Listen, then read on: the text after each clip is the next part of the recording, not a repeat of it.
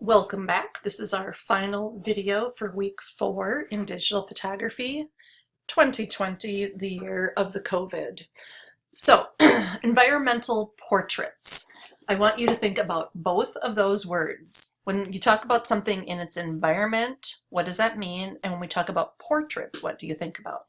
So in class, I would have us all look at this photo and I would say, what do we think we know about this person, or we can learn about this person based on this environmental portrait? And people say, he's older, ha ha, silly things like that. But then I say, okay, what does this person do? What does he love? What does he enjoy? And then people start saying, he loves books.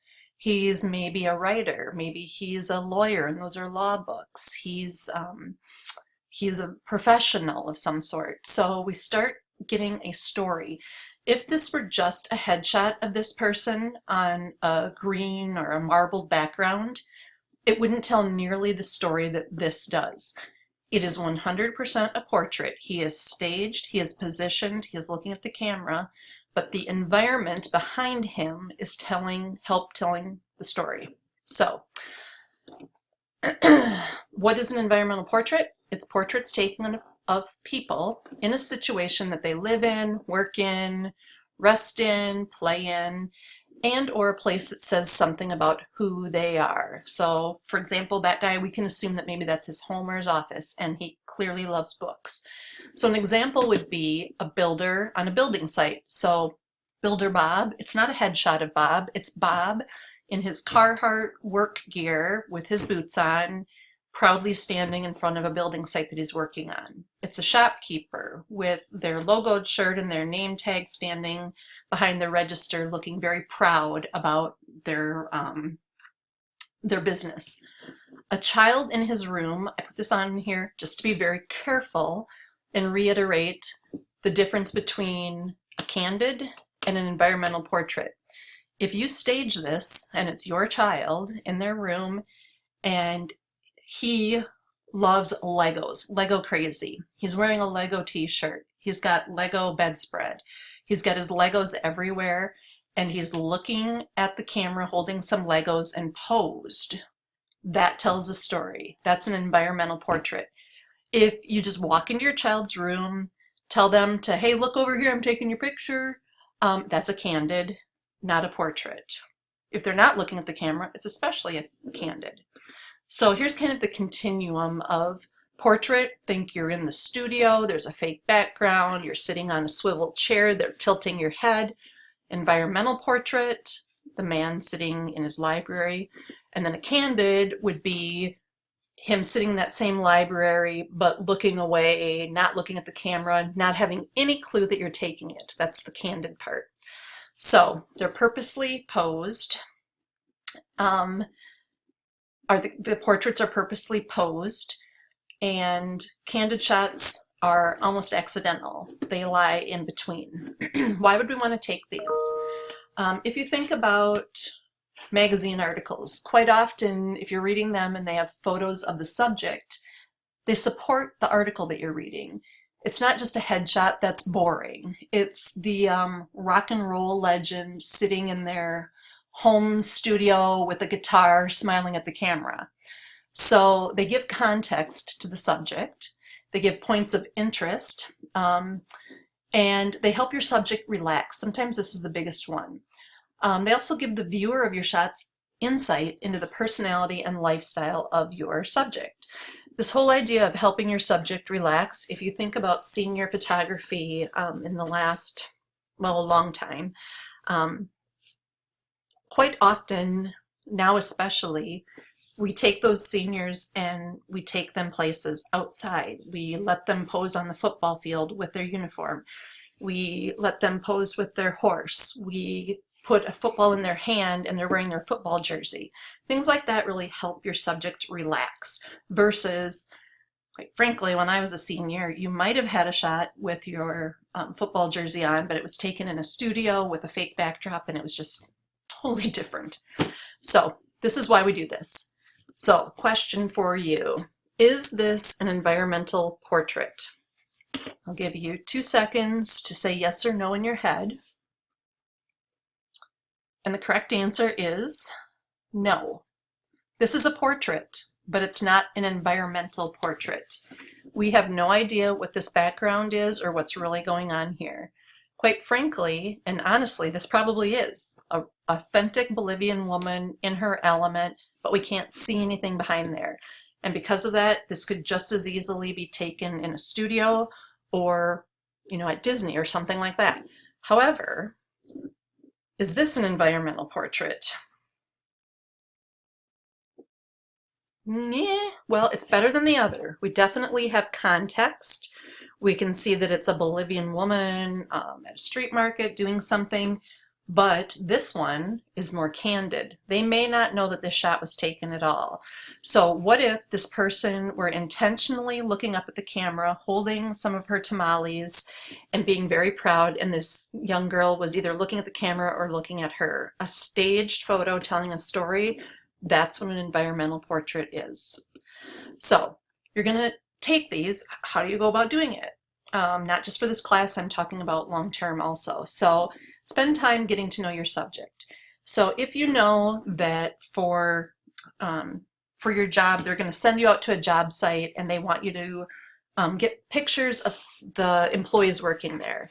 Doing a pre-shoot consultation is very helpful. You need to understand where they spend their time, what the rhythm of their life is like. Are they busy in the morning and quieter in the afternoon? Would it be best to come at 4 p.m. or 8 a.m.? Observe their personality. Kind of get a feel for the person and the style of shots that would be appropriate. And because you meet the person, you already know each other the next time. You start to help each of you really relax, and that's important.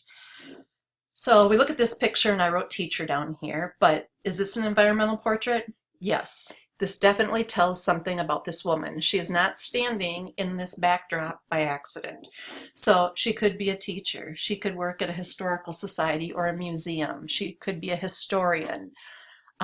We definitely can tell something more than if this were a studio headshot.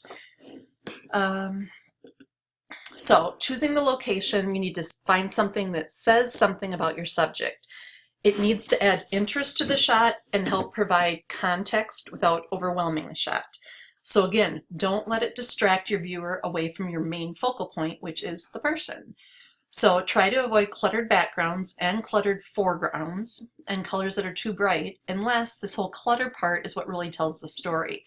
So if you have someone who works, oh gosh, I don't know if any of you are familiar with Evans in Sheboygan Falls, but there's so much stuff in that variety store that there's no picture you could take in there without it looking cluttered, but that's the magic of Evans also.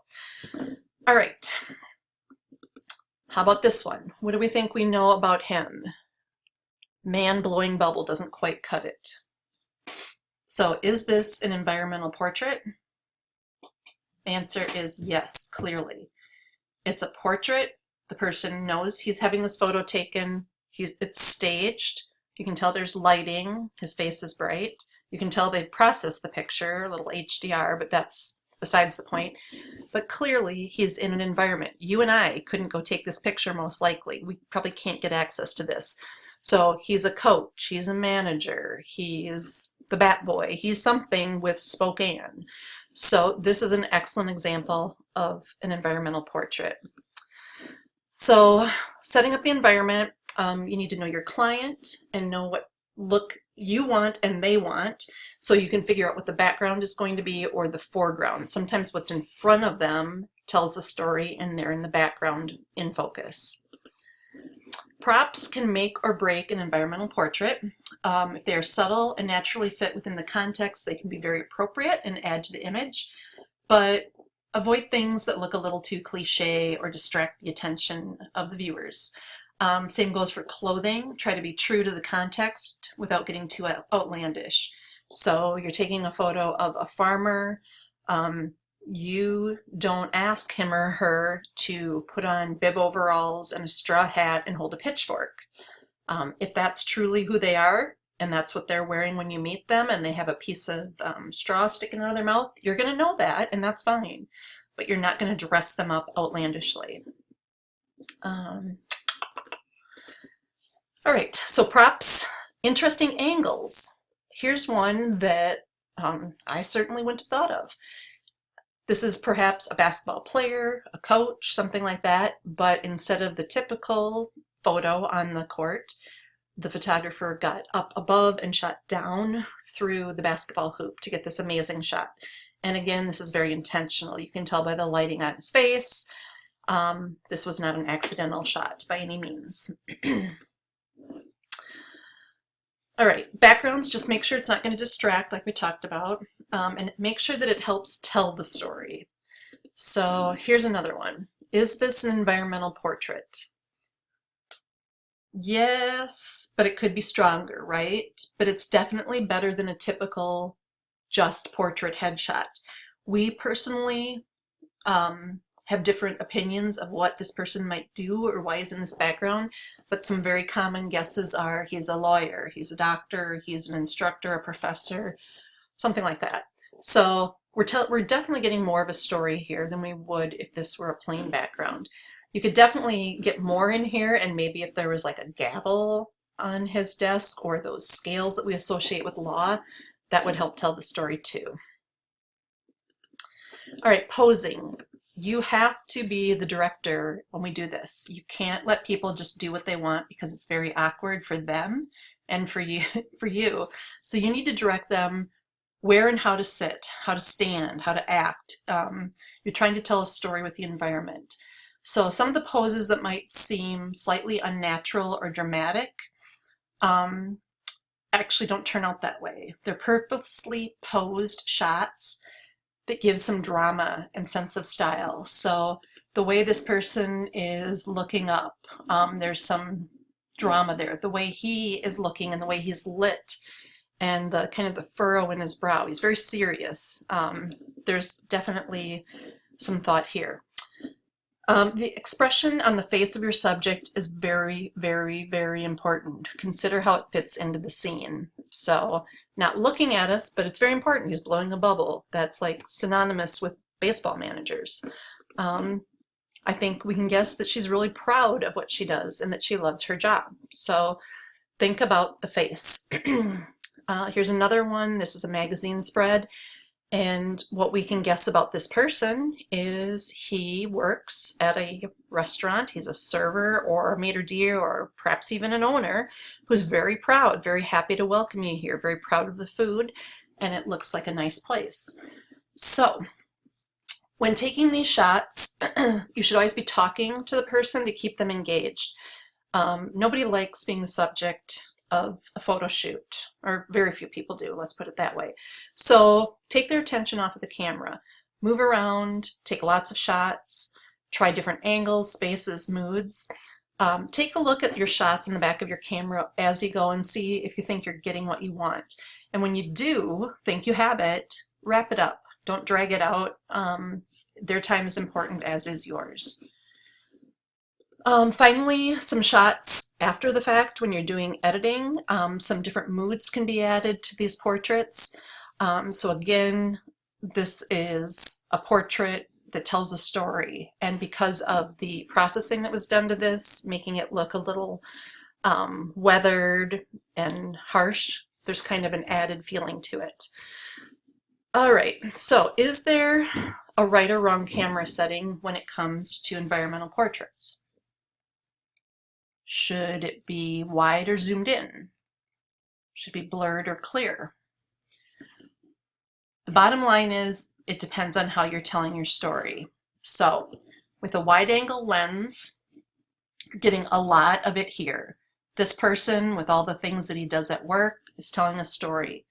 This one, you've zoomed in.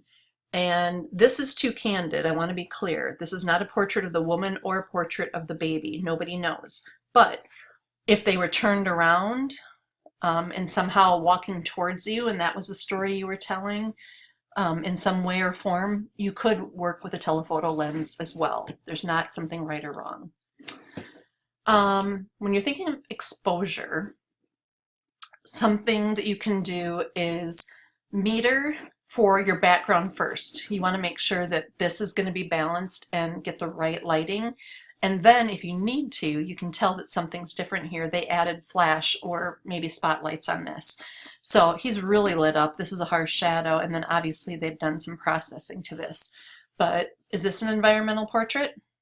I sure hope so. Otherwise, why is he standing in a cranberry bog? This tells a story of what this person does. Another thing, they used the flash to help illuminate his face a little bit. This, you can tell it's not candid. He's not unaware. This is obviously posed for stock photography, but the big city, the glass, the metal, he's wearing a suit, got a big old ring. It tells a story about this person. What do we know about this guy? I love this shot. I think a lot of people have said he's a farmer, he owns a dog. Okay, that's lame, but I think this dog's pretty important to him. I think this dog is his right-hand man or woman, his best buddy. He is not dressed up in a costume. This is how this person dresses. He's very comfortable. He's got his truck and his dog, and he's out on his fields. He's okay with you taking that picture. That's what makes an environmental portrait strong. It tells a story and shows personality of the person in the picture. So your other assignment for next week is to take 2 environmental portraits. So I must be able to see the face of the person, and the background or foreground helps tell the story. Make sure it isn't just a portrait, okay? Also make sure it's not a candid. It needs to be posed and intentional and tell a story.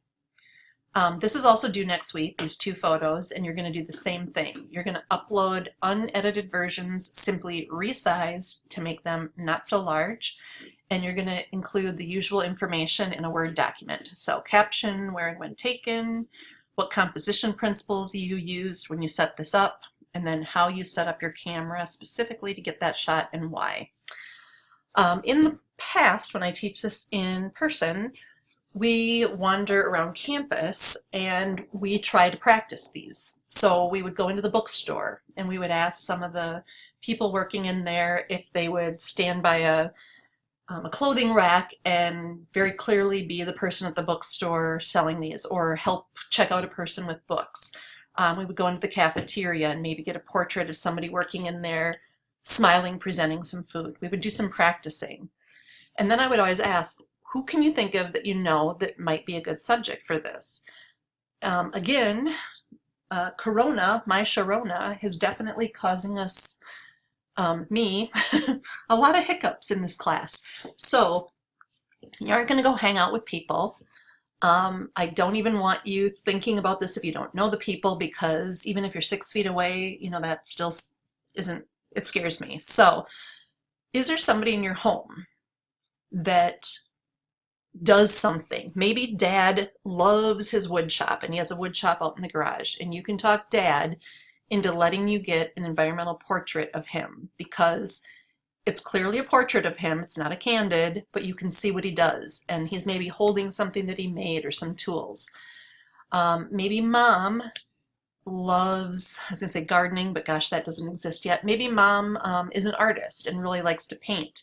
Maybe there's a room in your house where she has an easel set up and she loves to paint. Maybe she loves to play the piano and she's willing to sit at the piano and have that tell the story with some sheet music, but she's looking at you and smiling. I've had students in the past take pictures of their siblings.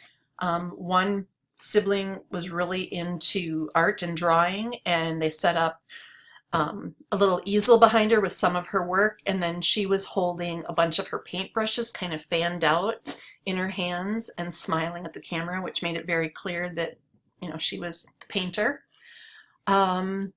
Another thing to think about in these crazy times is telling a story of what's going on right now.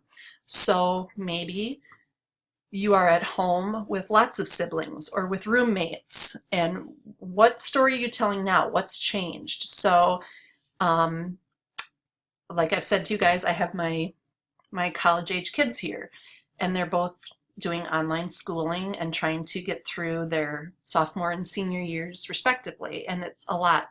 So right now my daughter's set up at the dining room table with a computer and tons of books and coffee and headphones and notes.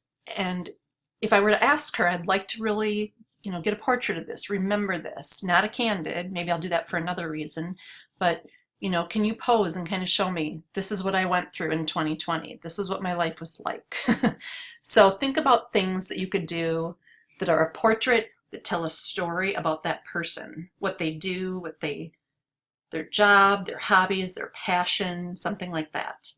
So a person with their dog is just a portrait, unless that person is a dog trainer and you can set it up with, all the things that make it clear that this person is a dog trainer. Maybe the collars and the gadgets and the treats and the whatever. There's a big difference between a casual picture of a person with their dog and a portrait of a dog trainer with their dog. So if you have questions and you want to run by ideas before you shoot them, please, please, please email me and ask.